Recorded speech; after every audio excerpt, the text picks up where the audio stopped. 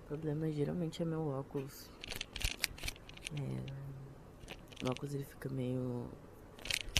O óculos que eu tinha antes, ele tinha lente anti-reflexo. Só que tipo, anti-reflexo, sabe? Tipo, anti-reflexo. Era. Bom, enfim. Eu me distraio muito fácil. Mas aí esse aqui.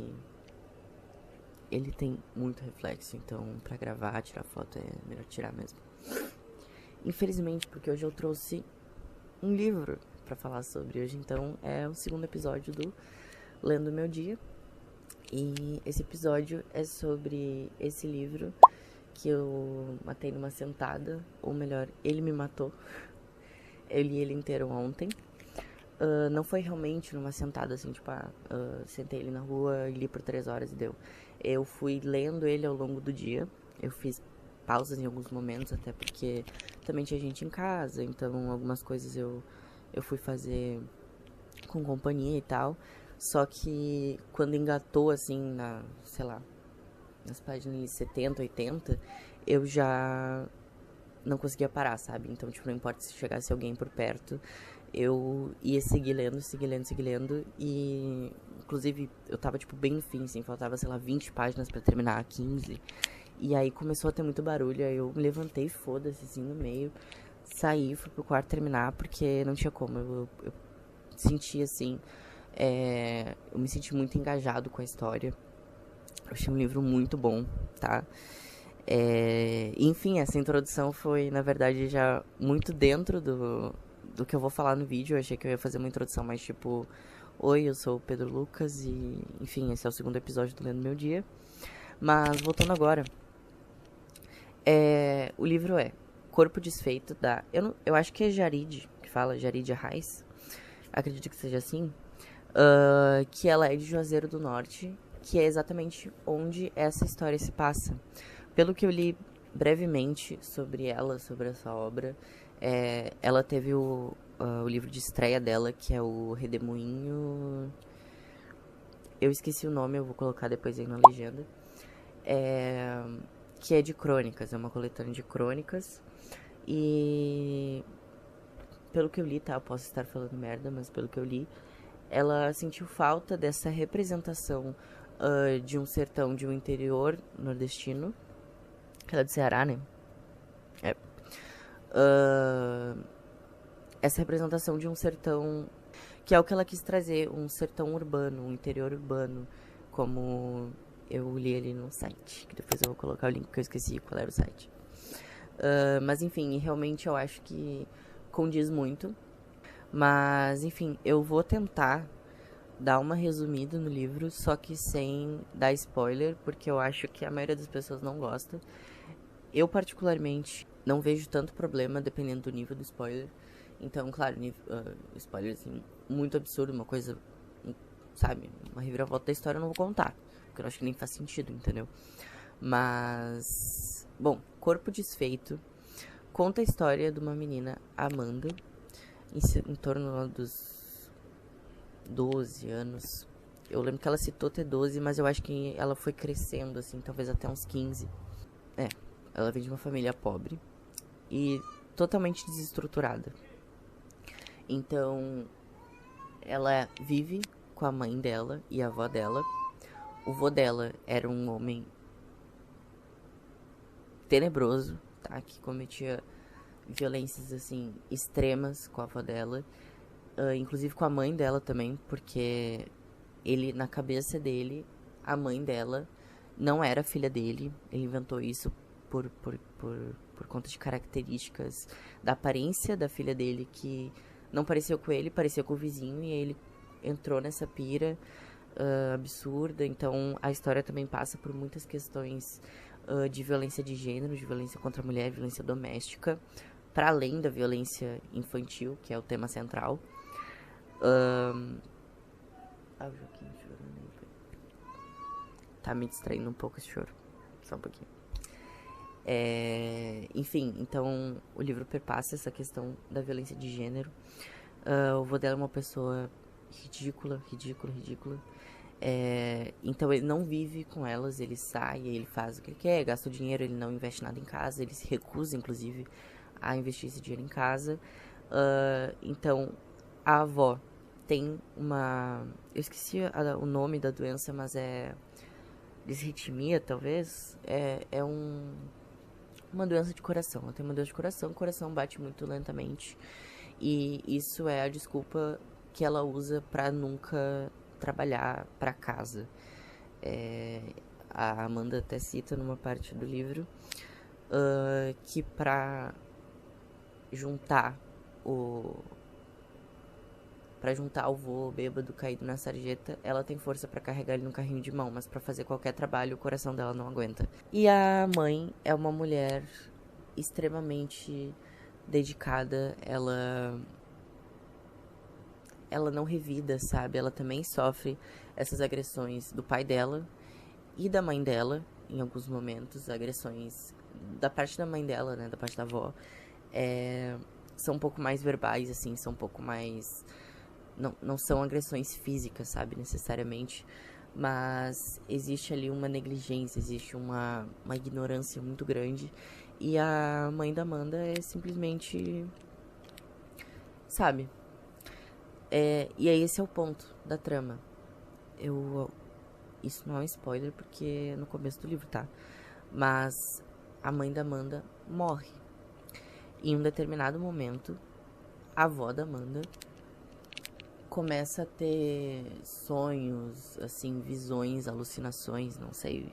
Ela descreve como sonhos, mas soa como alucinações. Que a mãe da Amanda virou santa. Por conta da forma que ela viveu, por conta da morte trágica. Ela teve uma morte muito trágica, que a Amanda inclusive descreve na narração como não foi uma morte matada, nem uma morte morrida, foi uma morte traída. Porque foi uma morte que não tinha precedentes, não fazia sentido alguém morrer daquela forma, foi extremamente trágico, entendeu? Então foi uma morte traída. E ela começa a ser santificada por esse núcleo familiar agora, da avó e da criança. Só que nessa pira de santificar a filha dela, a avó começa a ter um comportamento muito extremo, começa a bloquear certas coisas, ela faz uma lista de determinadas regras que, de acordo com ela, vieram, né, da santa, né, Fabiana, Santa Mãe. Existe uma reza, Santa Mãe, Santa Filha, que tem que ser repetida, tem que ser tomado banho 3 vezes por dia, um de manhã, um de tarde, um de noite. Então existe uma série de rituais. Em um determinado momento a Amanda tem que usar uma certa roupa específica, um certo sapato específico.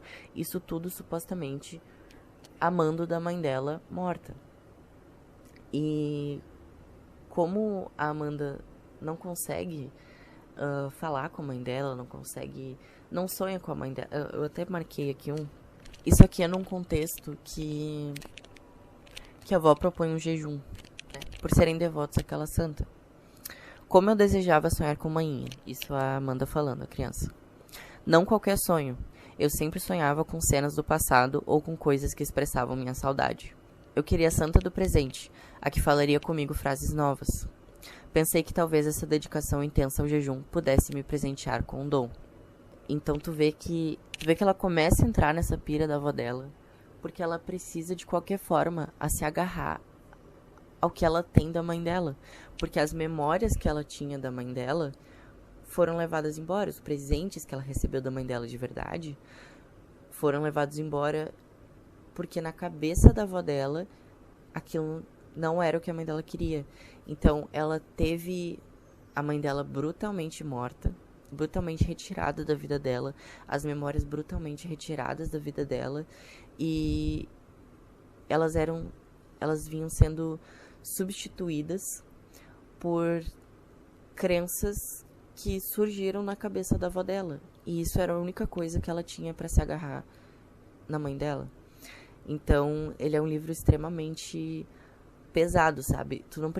Eu particularmente não precisei parar ele no meio e enfim, fazer pausas por ter partes muito pesadas, assim. Não tive que me afastar da leitura, mas ainda assim ela é uma história que tu demora, inclusive, pra digerir. Eu ainda tô digerindo. Inclusive, enquanto eu falo, tem umas horas que dá uns arrepios, assim. Mas, à medida que tu vai digerindo, tu vai percebendo o quão absurdo é, sabe? Porque é uma violência... O ponto desse livro é retratar uma violência infantil, uma violência contra a criança. Então, tu vai vendo essas coisas e a Amanda, como ela tá tão imersa nessa realidade, como ela não enxerga outra realidade, ela nunca teve a oportunidade de enxergar outra realidade e ela é impedida de tentar enxergar outra realidade, a narração dela faz com que seja relativamente digerível aquilo, sabe? Só que quando tu começa a pensar no absurdo que é, tu vê que é mais absurdo ainda, sabe? Então a narração da Amanda contribui pra gente achar menos absurdo do que é. E aí ao longo dessa história também tem a relação dela com a amiga de infância dela, Jéssica. E aí aqui é logo quando a avó dela começou a proibir coisas na cor vermelha, proibir absorventes, proibir certos tipos de roupa, a maioria deles inclusive. Ela descreve assim: no fim do dia, com o corpo desfeito de tanto chorar, quis estar com Jéssica, amiga. Que suas risadas preenchessem todas as perfurações em mim, porque ela tinha interesse pelas circunstâncias que formavam histórias, e sabia como abraçar de um jeito que eu me lembrava o carinho do remédio para catarro acumulado nos pulmões. Então, agora falando menos sobre a narração da Amanda, especificamente sobre a vida da protagonista, entrando no tópico da escrita da Jarid. É uma escrita muito bonita, tá? Eu achei muito bonita mesmo, porque ela traz esses aspectos mais líricos, assim, e algumas metáforas, algumas sinestesias.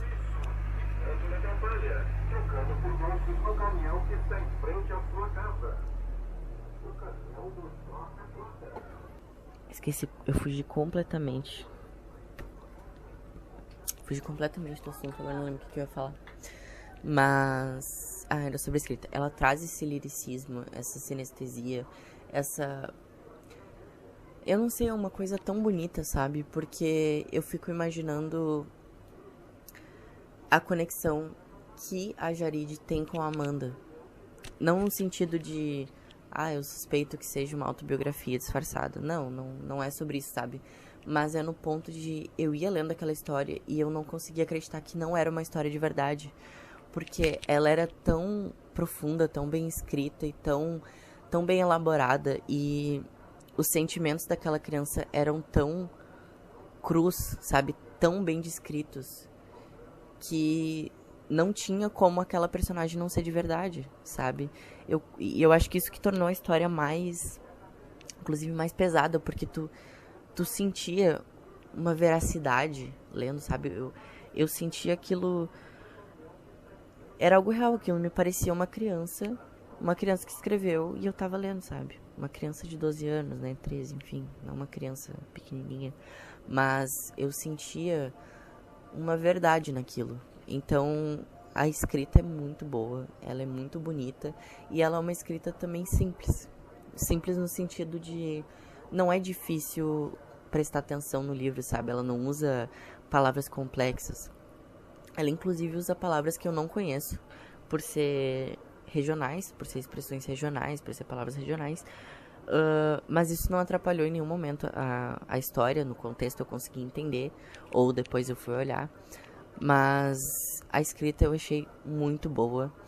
E eu também achei que é uma boa indicação para quem leu Pequena Coreografia do Adeus, da Aline Bay, e gostou. Só que eu achei esse livro melhor, porque ele traz aspectos a mais. Eu vejo que a Pequena Coreografia do Adeus é um livro ótimo, eu gosto muito desse livro, de verdade. Só que esse livro, ele traz questões complementares, de certa forma. A Pequena Coreografia do Adeus, ele traz a questão da violência contra a menina, Claro, é uma história autobiográfica, daí talvez comparar nesse sentido seja até um pouco injusto. Mas não traz as motivações, não, né? Mas não traz a origem dessa violência, enquanto em Corpo Desfeito é traçado esses paralelos entre a violência contra a criança, a violência contra a mulher, a violência e o extremismo e o fanatismo religioso. Então todas as coisas são traçadas juntas, em paralelo, em união, sabe? Em uníssono. E eu achei isso muito... Isso tornou o livro extremamente envolvente, sabe? Porque tu via de onde cada coisa estava vindo. E... Bom, enfim, eu achei um livro muito bom mesmo. Enquanto eu lia, eu não marquei nenhuma página. Porque o livro não é meu, ele é da biblioteca. Ó, ele tá até com a classificação já, tá com as etiquetas. E eu não quis marcar, não quis danificar o livro.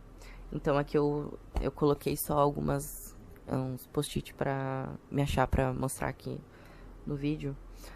Mas, enfim, eu acabei não lendo tudo porque eu não consegui achar exatamente as páginas que eu tinha achado, assim, mais interessantes, justamente porque eu não marquei enquanto eu lia. Mas é uma leitura que eu indico muito. Eu não sei se vai ser o último livro que eu vou ler no ano, eu gostaria de ler outros. Eu até tô lendo esse do Miyakoto, A Varanda do Frangipane. Mas esse eu fui ler hoje, eu comecei a ler e eu dormi. Não que ele seja chato, mas na verdade ele é bem legal. Só que hoje especificamente eu não consegui me envolver com ele e eu tava cansado. Enfim, eu vou ler mais uma passagem que eu lembro que era a única página que eu lembrava o número, porque eu achei realmente... Porque eu achei bonito quando eu li. Isso aqui é a Amanda descrevendo a mãe dela no início do livro, quando ela ainda tinha memórias mais vívidas dessa relação e da pessoa que a mãe dela foi e era. Mãinha era dessas pessoas que não gostam de incomodar e nem sabem dizer não. Aprendi com ela o significado de desfeita. Aprendi que a quem se ama se dá tudo e não se pede nada. Nunca soube de manhã pedindo qualquer coisa a alguém. Pensando nisso, fiquei andando de um lado para o outro entre as barracas, porque eu também, como ela, não era de pedidos. Mas olhei ao redor, me afundei entre todas aquelas pessoas, lembrei de manhã comendo escondida na cozinha e comecei a chorar. Esse trecho, ele se destacou um pouco, porque eu acho que é muito fácil, quer dizer, pelo menos pra mim foi fazer essa relação. Inclusive eu lembrei de outro que eu marquei, que eu acho que vai ser bem complementar a esse. Em algum momento dos meus primeiros anos, fui convencida de que deveria encolher e passei a aceitar a afeição como esmola. Então, eu acho que esses dois trechos, eles não têm uma ligação direta quando tu lê assim solto, mas pra mim eles estão diretamente atrelados ao fato de que ela foi moldada num lugar tão pequeno. Ela cresceu numa caixinha comprimindo ela pra ser de uma determinada forma, e ela não conhece outra forma, ela não conhece outras opções, ela não teve opções, ela passou os anos cruciais, ela passou o desenvolvimento inteiro dela, a infância inteira dela e a adolescência sendo comprimida até ela caber onde ela precisava caber. E a mãe dela também passou por isso, né, devido às violências do avô e tal, né, do pai dela. E esses trechos, tu percebe que eles mostram o quanto isso afeta a criança, sabe? Porque ela tava ali andando pela feira, ela descreve, né, também, que as pessoas na volta viam ela chorando e pensavam que ela tava perdida, mas ela não tava perdida, ela só tava desesperada, porque ela sentia falta da mãe dela e ela tava atordoada, ela tava sobrecarregada com um sentimento de culpa, um sentimento de dor que não era dela. Aliás, óbvio, ela sentia dor por ter perdido a mãe, mas ela sentia a culpa da avó dela. Ela sentia a culpa do vô dela. Ela sentia uma culpa que foi passada de geração em geração sem ela ter feito nada, entendeu? Sem ela ter causado nenhuma dor a ninguém. E ela cresceu com essa dor, com essa culpa, com esse sentimento, com essa culpa religiosa, inclusive, por conta dos traumas, do fanatismo religioso da avó dela. E é assim, é uma leitura eu achei extremamente edificante porque também nos faz lembrar que essas situações existem e estão acontecendo, sabe? Enfim, eu não sei, eu não sei muito mais como me estender nesse vídeo, falando sobre esse livro, até porque eu já deixei bem claro que é uma leitura muito boa e que eu recomendo muito. Então, enfim. Bom, Companhia das Letras, né? Eu acho que isso é outra coisa que eu queria mencionar, porque eu tenho alguns critérios para começar a ler um livro, e um deles, que pesa até que, né, consideravelmente, é a editora. E ser da Companhia das Letras, ou de alguns selos, né? Esse aqui é Alfaguara, Zahar, esqueci a outra que eu ia falar, mas enfim, essas da Companhia das Letras eu valorizo muito porque eu sei que são histórias boas. A maioria ou todos os livros que eu li da Companhia das Letras são muito bons. E tem um aspecto que eu gosto muito, que facilita muito a leitura pra mim, que é o papel. Esse aqui, se eu não me engano, é Pollen Bold. Ele é meio off-white. E o tamanho da letra e o espaçamento. Isso me ajuda muito a ler. Muito mesmo, assim. Porque livro com papel aquele branco, sabe? Aquele branco vívido, assim. A letra pequena ou uma fonte... Nossa, eu tenho pavor, eu não consigo ler. Não consigo. E os livros da Companhia das Letras e seus selos, eles são extremamente confortáveis aos olhos. E deixa eu só confirmar se é bold esse aqui.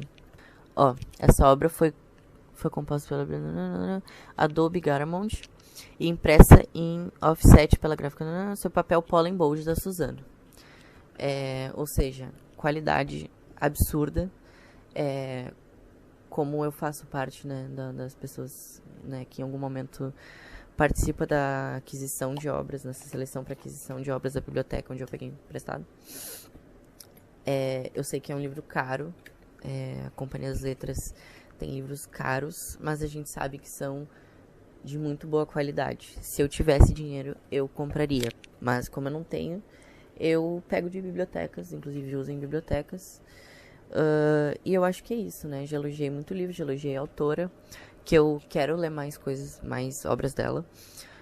Quero ir mais a fundo, eu gostei muito.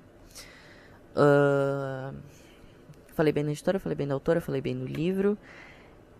E falei bem de bibliotecas, e eu acho que com isso a gente já pode finalizar o vídeo. Obrigado por quem assistiu até aqui. Fico feliz de ter conseguido dar uma continuidade a esse quadro, Lendo Meu Dia, porque eu acho que é algo bem interessante. A proposta era eu ler um pouco a cada dia, e na maioria dos dias isso deu certo, independente se foi um livro, se foi, aliás, um livro de literatura, um livro de não ficção, ou se foi ler artigos, se foi qualquer coisa edificante que me trouxesse algum conhecimento a mais. E eu acho que eu tô indo bem nisso. E eu não tô sentindo nenhuma obrigação em fazer isso. Na verdade, eu tô me sentindo bem confortável e muito feliz. Então, obrigado por assistir até aqui, por compartilhar um pouco isso comigo. Essa partilha pra mim é muito legal, muito interessante, muito divertida. E até mais.